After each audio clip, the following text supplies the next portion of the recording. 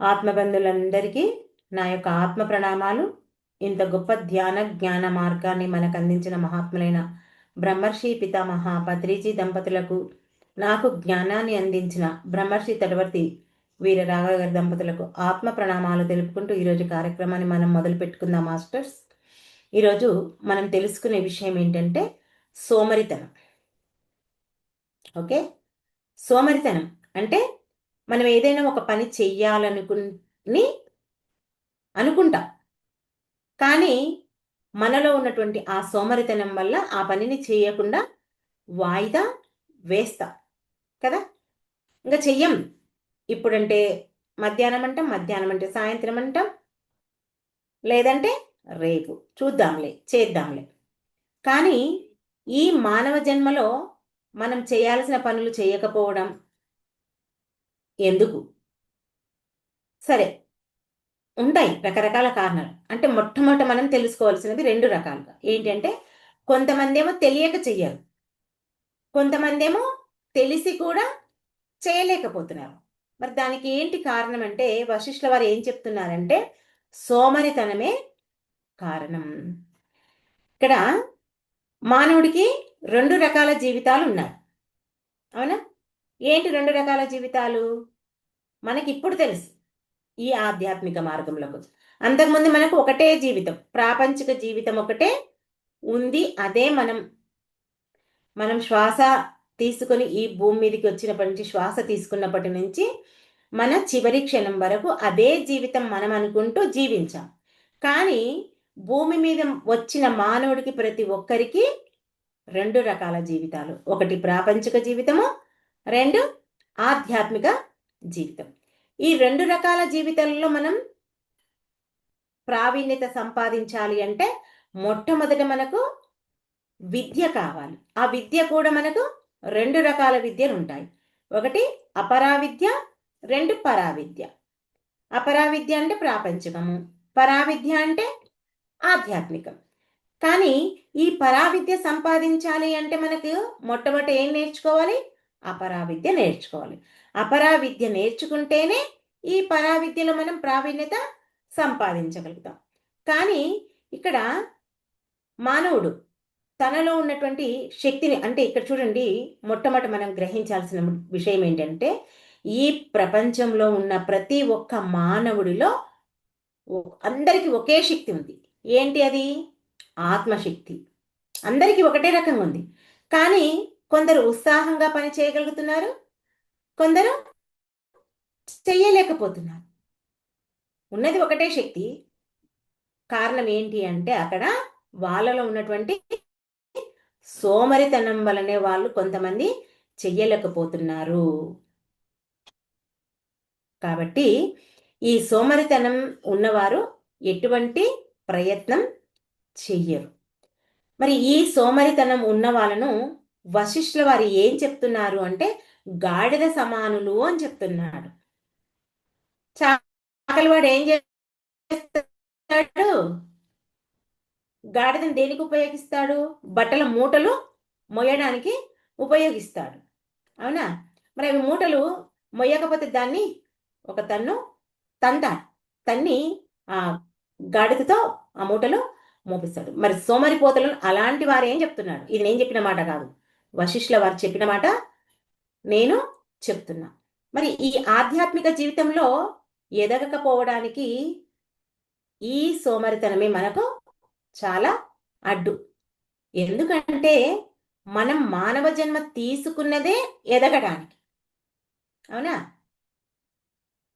ఏం ఎదగడానికి? ఈ ప్రాపంచిక జీవితంలో ఎవరింతకు వాళ్ళు ఎదుగుతుంటారు, ఇంత ఎక్కువ తక్కువ. కానీ ఆధ్యాత్మిక పరంగా, ఆత్మపరంగా ఉన్న స్థితి నుంచి ఉన్నత స్థితికి మనం ఎదగడానికి ఈ మానవ జన్మను మనం తీసుకున్నాం. మరి దీనికి కావలసినటువంటి ఆ సాధన, ఆ యోగాభ్యాసం మనం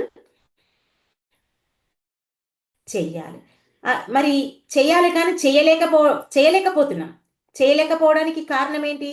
మనలో ఉన్నటువంటి ఆ సోమరితనం. అదే మనకు అడ్డంకిగా ఏర్పడుతుంది.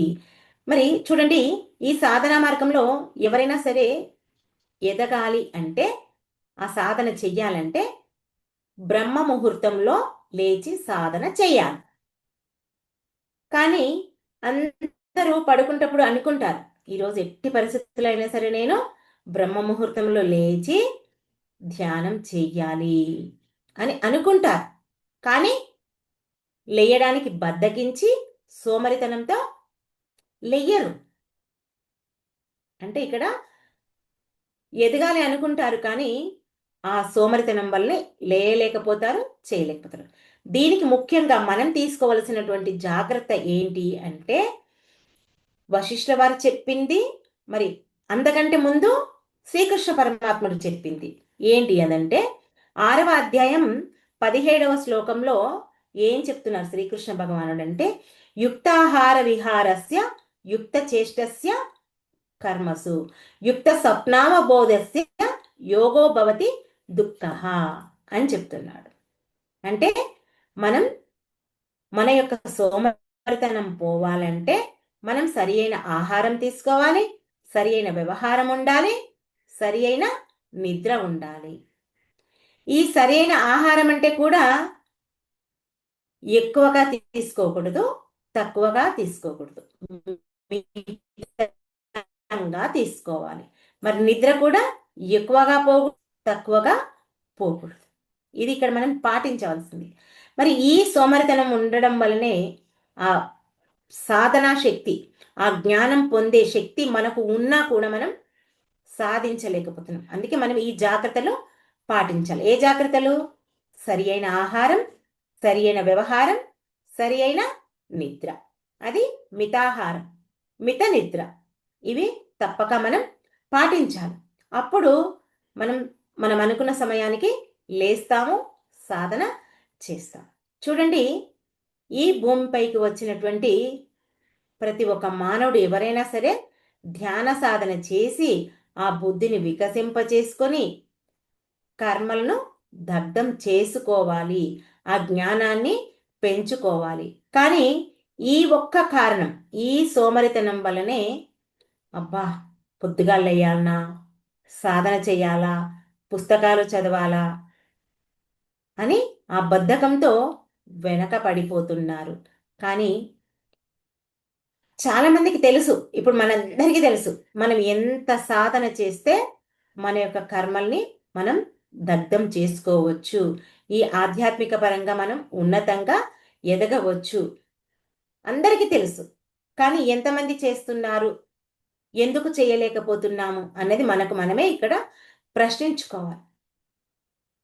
ఇక్కడ ఎవరు మనకింకా సమాధానం చెప్పేది లేదు, ఎవరు ప్రశ్నించరు కూడా.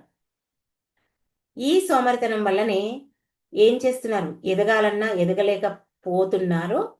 అంటే అంటారు, ఉదాహరణకు వెనకటికి ఒక మోటు సామెత ఏంటి, ఎక్కడ వేసిన గొంగడి అక్కడే అన్నట్టు సోమరితనం ఉన్నవాళ్ళు అలాగే వాళ్ళ యొక్క ప్రవర్తన అలాగే ఉంటుంది. అందుకే చాలా మంది వెనకబడిపోతున్నారు.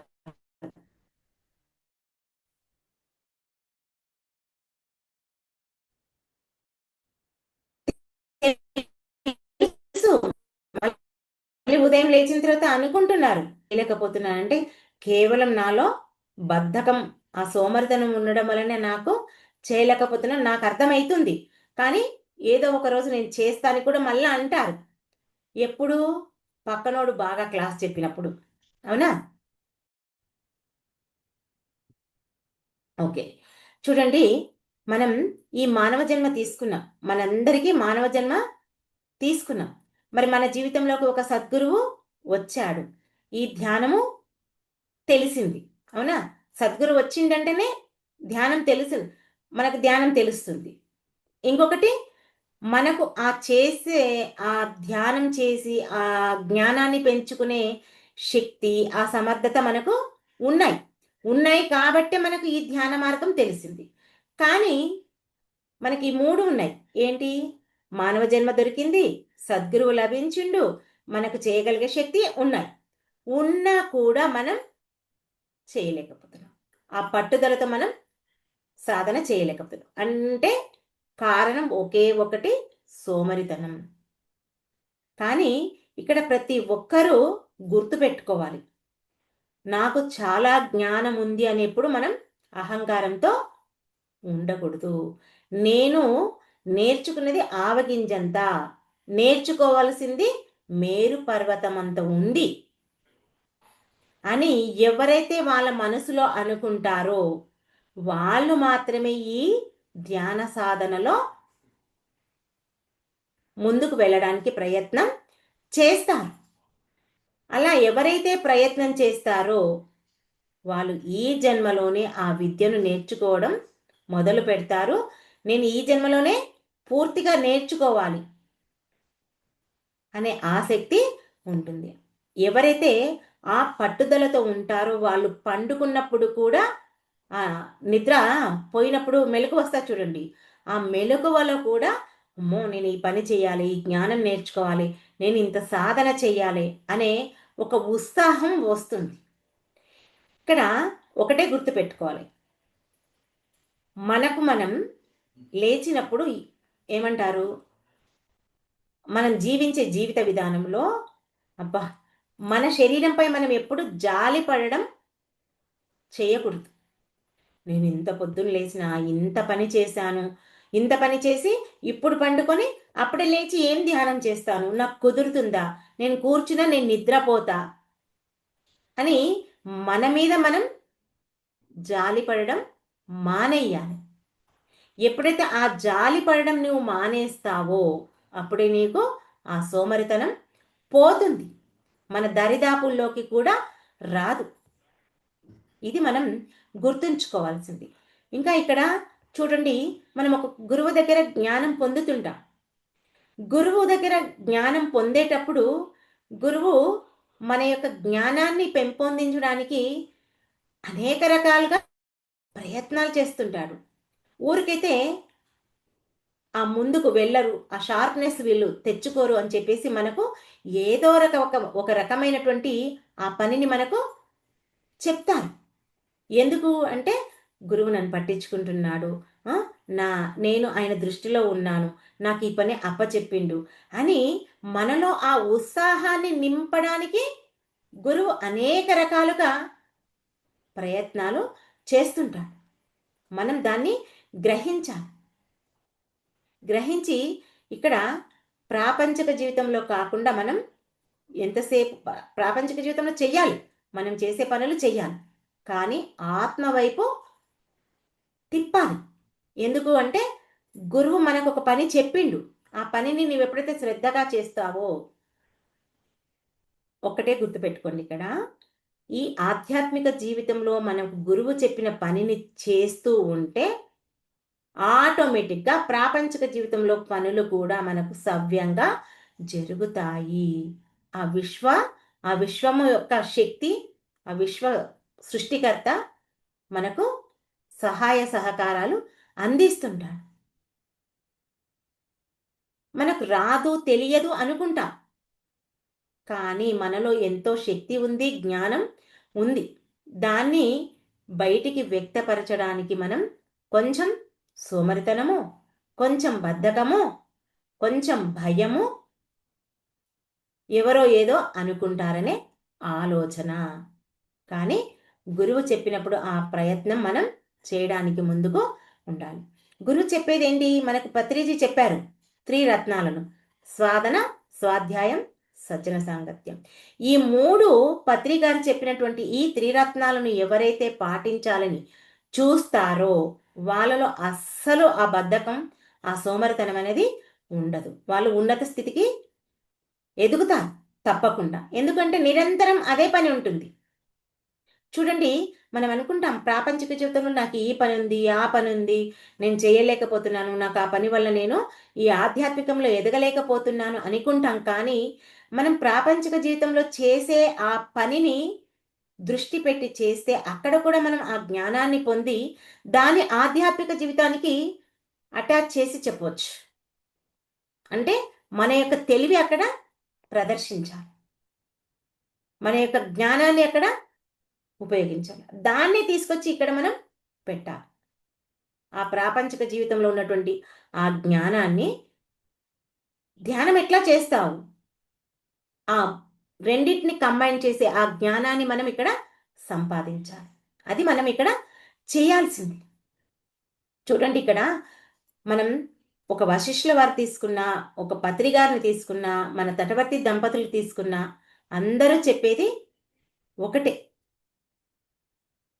వాళ్ళు వాళ్ళ యొక్క గురువులను చూసి మొట్టమొదట నేర్చుకున్నది ఏంటి అంటే సోమరితనం వదులుకోవడమే వాళ్ళు.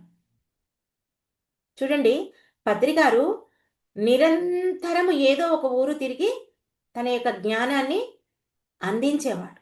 ఎప్పుడూ సోమరిగా నేను అలసిపోయాను అని ఏ ఊర్లో అతడు రెస్ట్ తీసుకునేది కాదు.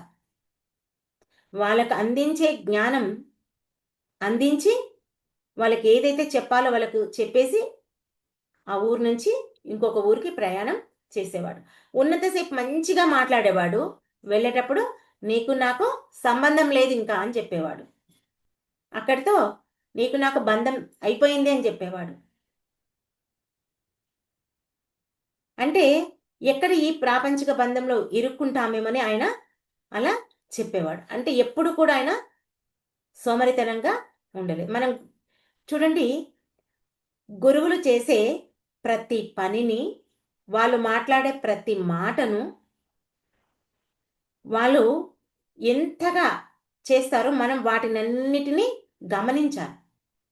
గమనిస్తేనే మనం చక్కగా ఆ యొక్క జ్ఞానాన్ని మనం కూడా పొందుతాము. తర్వాత మనం కూడా అలా జీవించడానికి ప్రయత్నం చేస్తాం. అంతే కదా! మనం ఏది గమనించకపోతే వాళ్ళ యొక్క జ్ఞానాన్ని తీసుకుంటున్నాం. కానీ ఎలా దాన్ని ఇతరులకు అందించాలనేది కూడా మనం ఇక్కడ చూసుకోవాలి. చూడండి, ఈ సోమరిగా తిరిగేవాడు ఈ సూక్ష్మాన్ని ఎప్పుడూ గ్రహించలేడు.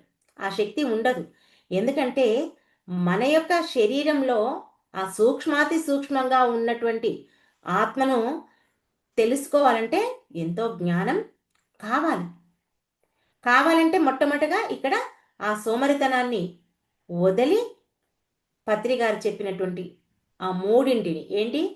సాధన, స్వాధ్యాయం, సజ్జన సాంగత్యం ఎప్పుడైతే చేస్తామో ఆ రోజు ఈ సూక్ష్మాతి సూక్ష్మమైనటువంటి ఆ ఆత్మతత్వాన్ని మనం తెలుసుకోగలుగుతాము.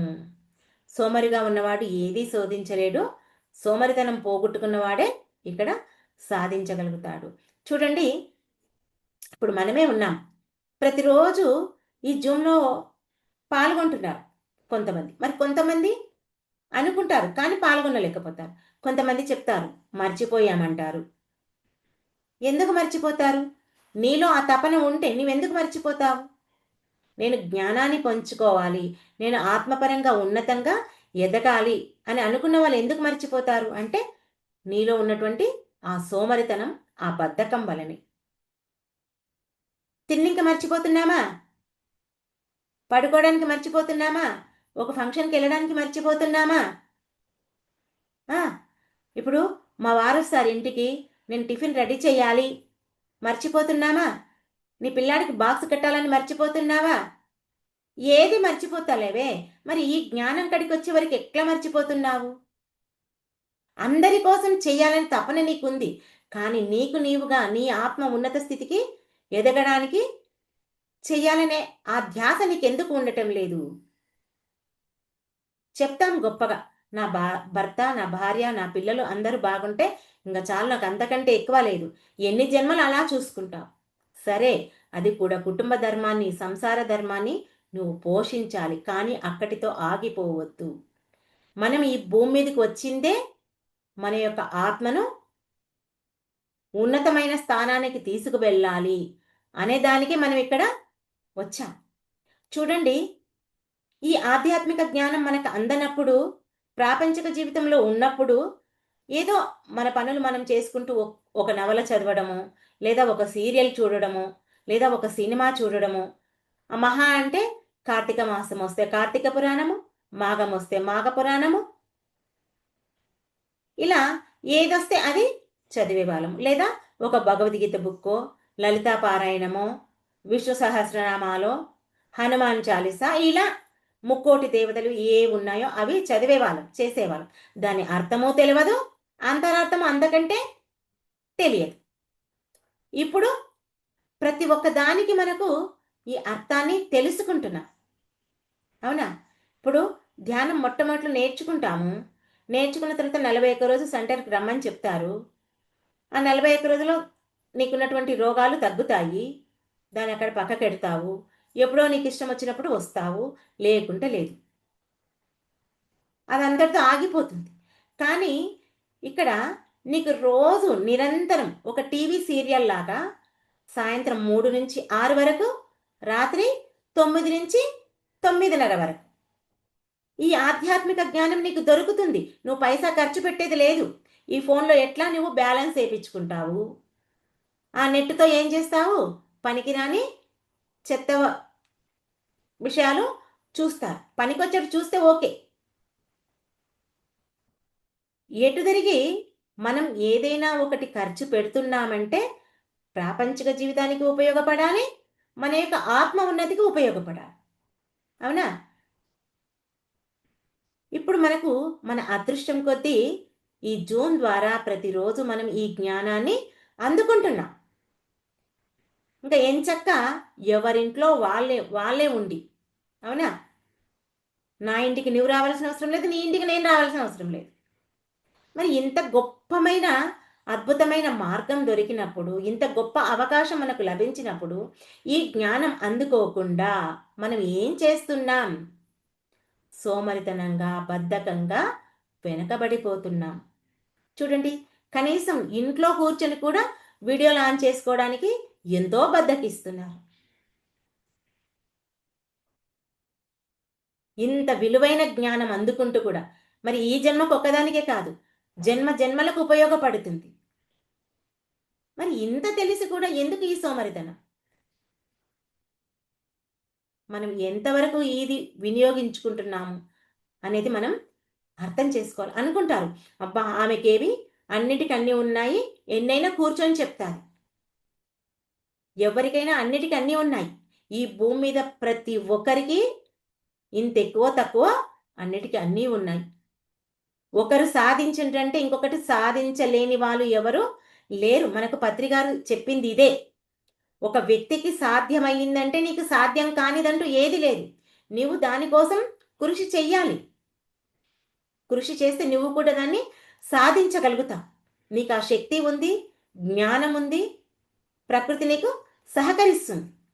కేవలం నీవు నీలో ఉన్నటువంటి ఆ బద్ధకాన్ని, సోమరతనాన్ని వదిలిపెడితే చాలు. అప్పుడే నీవు ఈ యొక్క జ్ఞానాన్ని పొందుతావు. ఎందుకంటే మనకు చెప్పారు పత్రిగారు, ఆత్మశక్తి ఎలా పెంచుకోవాలో మనకి నేర్పించిండు. చూడండి, మరి పత్రిగారి వల్ల మనకి ఎంతో జ్ఞానం అందింది. ఎవరైతే పత్రిగారి ధ్యానము, జ్ఞానము ఆ సరి అయినది పట్టుకున్నారో వాళ్ళు మాత్రమే ముందుకు వెళ్ళగలుగుతారు. ఇక్కడ మళ్ళా సరికానివి కూడా ఎన్నో మాయా ప్రపంచంలో ఉన్నాం మనం. ఆ మాయలో పడేయడానికి ఎన్నో రకాలుగా మనకు తెలుస్తుంటాయి. ఒకటే గుర్తుపెట్టుకోవాలి, పిరమిడ్ స్పిరిచువల్ సొసైటీలో ఎంతమంది పత్రిగారి సందేశాలను చెప్పుతున్నారు, ఎవరు పట్టుకున్నారు, ఎవరు ఉన్నత స్థితికి వెళ్ళారు అనేది ఒక్కటే మనం గ్రహించాలే. వాళ్ళనే మనం పట్టుకొని వాళ్ళ అడుగుల్లో అడుగులు వేసుకుంటూ మనం వెళ్ళాలి. చూడండి, మనకు రోజుకి 24 గంటలు, అవునా? ఆ 24 గంటలు మనకు మొత్తం మన యొక్క ప్రాపంచిక పనులే ఉంటాయా? ఉండవు కదా. ఏదైతే అమ్మలక్కలతో కబుర్లు చెప్తుంటామో, ఏదైతే టీవీ సీరియల్ చూస్తామో, ఏదైతే మన అక్కకో, చెల్లికో, తల్లికో, తమ్ముడికో ఎవరికో ఒకరికి ఫోన్ చేసి ఆ పుక్కిటి పురాణాలు మాట్లాడతామో అవన్నిటినీ పక్కకు పెట్టేస్తే మన యొక్క ఆత్మ ఉన్నతికి మనం ఎంతో ఈ ధ్యానాన్ని, జ్ఞానాన్ని ఉపయోగించుకుంటాం. ఆ సమయాన్ని అంతా ఇక్కడ మనం వినియోగించుకోవాలి. మనం ఎప్పుడైనా మన యొక్క సమయాన్ని వృధా చేస్తున్నాము అంటే మనం మన యొక్క గురువుల్ని గుర్తు చేసుకోవాలి. అర్థమైందా? ఇప్పుడు సపోజ్ పత్రికారి ఇప్పుడు లేరు, చాలామందికి మీకు తెలియదు. నేను పత్రికారి గురించి నేను చూశాను కాబట్టి ఆయన ఒక క్షణం కూడా వృధా చేయలేదు. ఆయన మృత్యులు అక్కడి వరకు ఆపుతాను నేను. ఇక్కడ తటవర్తి దంపతులను చూస్తే వాళ్ళకు 76 సంవత్సరాలు, ఇద్దరికి ఇంచుమించు 75, 76 ఉంటాయి వాళ్ళకిద్దరికి.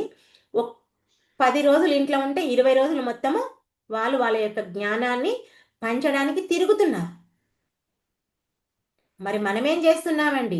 మనం ఎవరికి చెప్పకున్నా సరే మన ఇంట్లో మనం ఉండి ఈ జూమ్లో పాల్గొని ఈ జ్ఞానాన్ని పొందితే చాలు. ఇది కూడా మనకు చాతనవ్వటం లేదు.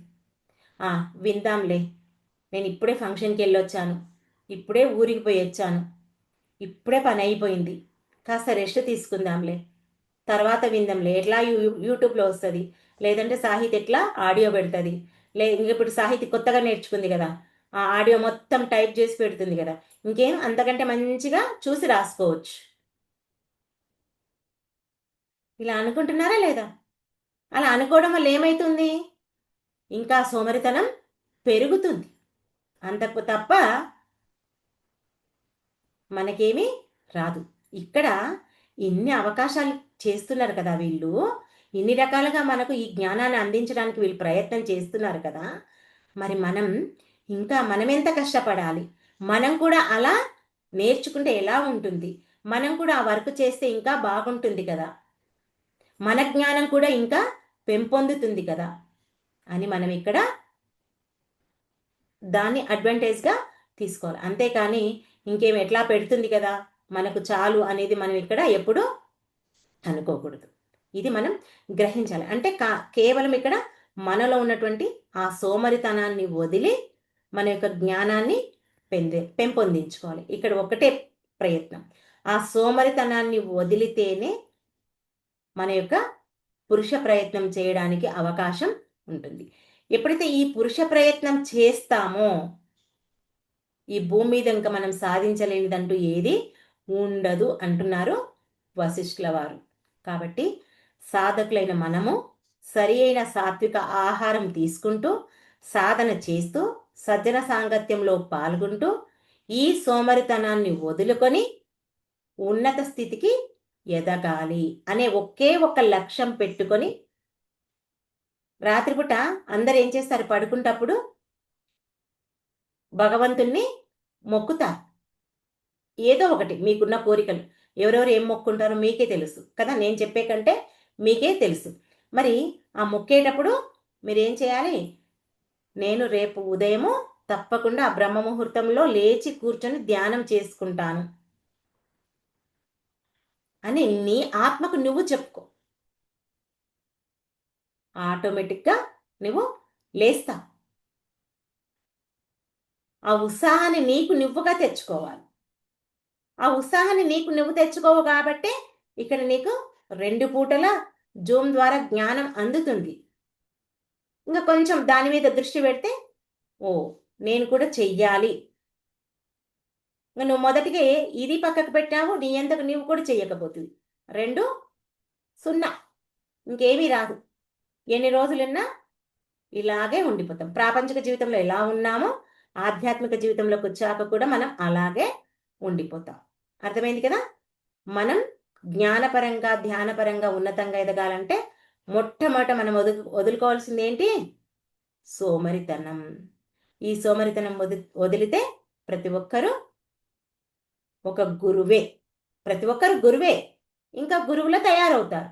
ఆ జ్ఞానాన్ని అందరికీ పంచుతారు.